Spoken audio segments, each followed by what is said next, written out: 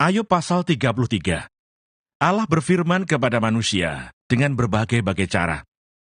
Akan tetapi sekarang, hai Ayub, dengarkanlah bicaraku, dan bukalah telingamu kepada segala perkataanku. Ketahuilah, mulutku telah kubuka, lidahku di bawah langit-langitku berbicara. Perkataanku keluar dari hati yang jujur, dan bibirku menyatakan dengan terang apa yang diketahui. Roh Allah telah membuat aku, dan nafas yang maha kuasa membuat aku hidup. Jikalau engkau dapat, jawablah aku. Bersiaplah engkau menghadapi aku. Pertahankanlah dirimu. Sesungguhnya bagi Allah aku sama dengan engkau. Aku pun dibentuk dari tanah liat. Jadi engkau tak usah ditimpa kegentaran terhadap aku. Tekananku terhadap engkau tidak akan berat. Tetapi engkau telah berbicara dekat telingaku, dan ucapan-ucapanmu telah kudengar. Aku bersih, aku tidak melakukan pelanggaran. Aku suci, aku tidak ada kesalahan. Tetapi ia mendapat alasan terhadap aku. Ia menganggap aku sebagai musuhnya. Ia memasukkan kakiku ke dalam pasung. Ia mengawasi segala jalanku. Sesungguhnya dalam hal itu, engkau tidak benar. Demikian sanggahanku kepadamu. Karena Allah itu lebih daripada manusia. Mengapa engkau berbantah dengan dia, bahwa dia tidak menjawab segala perkataanmu? Karena Allah berfirman dengan 1-2 cara, tetapi orang tidak memperhatikannya.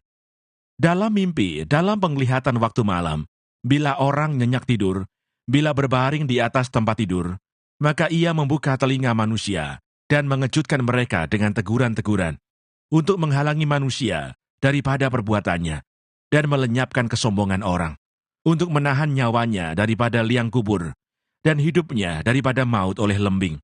Dengan penderitaan, ia ditegur di tempat tidurnya, dan berkobar terus-menerus, bentrokan dalam tulang-tulangnya.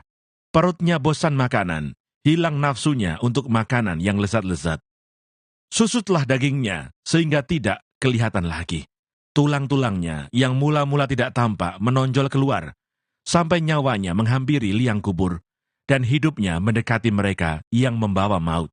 Jikalau di sampingnya ada malaikat, penengah, 1 di antara 1000 untuk menyatakan jalan yang benar kepada manusia, maka ia akan mengasihaninya dengan berfirman, lepaskanlah dia, supaya jangan ia turun ke liang kubur. Uang tebusan telah kuperoleh. Tubuhnya mengalami kesegaran seorang pemuda. Ia seperti pada masa mudanya. Ia berdoa kepada Allah, dan Allah berkenan menerimanya.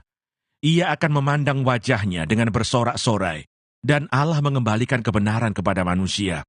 Ia akan bernyanyi di depan orang, aku telah berbuat dosa, dan yang lurus telah kubengkokkan.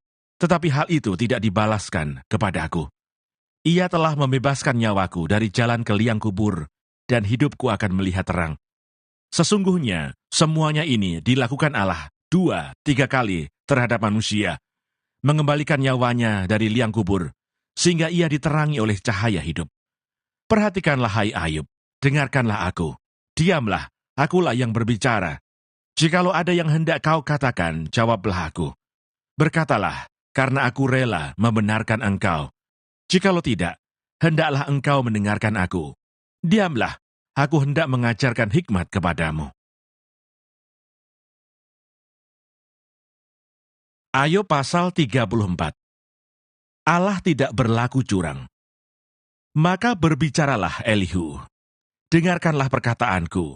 Kamu orang-orang yang mempunyai hikmat, berilah telinga kepadaku. Kamu orang-orang yang berakal budi. Karena telinga itu menguji kata-kata, seperti langit-langit mencecap makanan. Biarlah kita memutuskan bagi kita sendiri apa yang adil, menentukan bersama-sama apa yang baik. Karena Ayub berkata, aku benar, tetapi Allah mengambil hakku. Kendati aku mempunyai hak, aku dianggap berdusta. Sekalipun aku tidak melakukan pelanggaran, lukaku tidak dapat sembuh lagi. Siapakah seperti Ayub, yang minum hujatan terhadap Allah seperti air, yang mencari persekutuan dengan orang-orang yang melakukan kejahatan, dan bergaul dengan orang-orang fasik? Karena ia telah berkata, tidak berguna bagi manusia kalau ia dikenan Allah. Oleh sebab itu, kamu orang-orang yang berakal budi, dengarkanlah aku. Jauhkanlah daripada Allah untuk melakukan kefasikan, dan daripada yang maha kuasa untuk berbuat curang. Malah ia mengganjar manusia sesuai perbuatannya, dan membuat setiap orang mengalami sesuai kelakuannya. Sungguh, Allah tidak berlaku curang. Yang Maha Kuasa tidak membengkokkan keadilan. Siapa mempercayakan bumi kepadanya? Siapa membebankan alam semesta kepadanya? Jikalau ia menarik kembali rohnya dan mengembalikan nafasnya padanya, maka binasalah bersama-sama segala yang hidup dan kembalilah manusia kepada debu. Jikalau engkau berakal budi, dengarkanlah ini. Pasanglah telinga kepada apa yang kuucapkan. Dapatkah pembenci keadilan memegang kekuasaan? Dan apakah engkau mau mempermasalahkan Dia yang adil dan perkasa? Dia yang berfirman kepada raja, "Hai orang Dursila," kepada para bangsawan, "Hai orang fasik." Dia yang tidak memihak kepada para pembesar dan tidak mengutamakan orang yang terkemuka daripada orang kecil, karena mereka sekalian adalah buatan tangannya. Dalam sekejap mata mereka mati. Ya, pada tengah malam, orang dikejutkan dan binasa.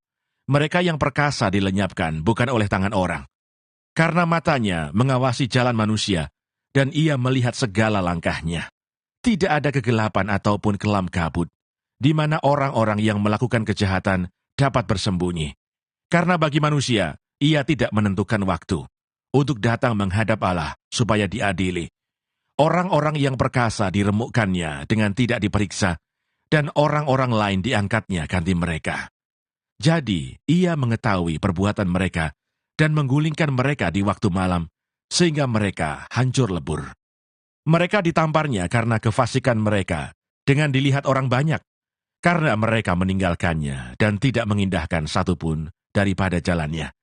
Sehingga mereka menyebabkan jeritan orang miskin naik ke hadapannya, dan ia mendengar jeritan orang sengsara.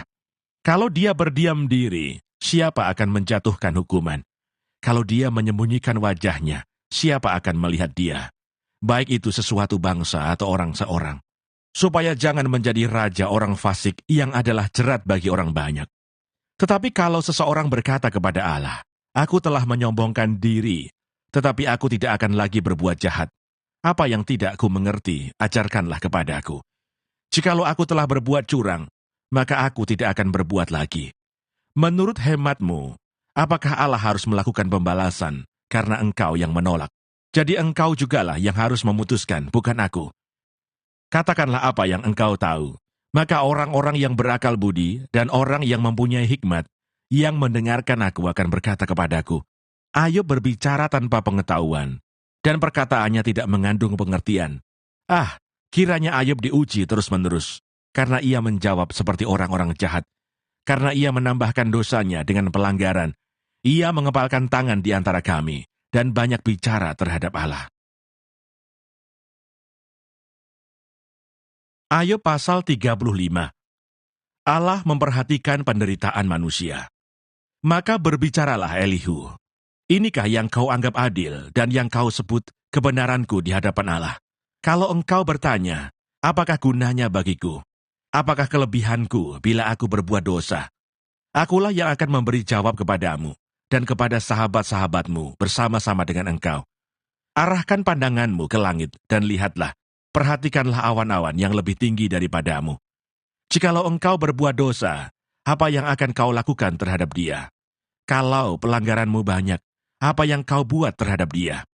Jikalau engkau benar, apakah yang kau berikan kepada dia? Atau apakah yang diterimanya dari tanganmu? Hanya orang seperti engkau yang dirugikan oleh kefasikanmu, dan hanya anak manusia yang diuntungkan oleh kebenaranmu. Orang menjerit oleh karena banyaknya penindasan, berteriak minta tolong oleh karena kekerasan orang-orang yang berkuasa. Tetapi orang tidak bertanya, di mana Allah yang membuat aku, dan yang memberi nyanyian pujian di waktu malam, yang memberi kita akal budi melebihi binatang di bumi, dan hikmat melebihi burung di udara. Ketika itu orang menjerit, tetapi ia tidak menjawab, oleh karena kecongkakan orang-orang jahat. Sungguh, teriakan yang kosong tidak didengar Allah, dan tidak dihiraukan oleh Yang Maha Kuasa. Lebih-lebih lagi kalau engkau berkata, bahwa engkau tidak melihat dia, bahwa perkaramu sudah diadukan ke hadapannya, tetapi masih juga engkau menanti-nantikan dia. Tetapi sekarang, karena murkanya tidak menghukum, dan ia tidak terlalu mempedulikan pelanggaran, maka Ayub berbesar mulut dengan sia-sia, banyak bicara tanpa pengertian.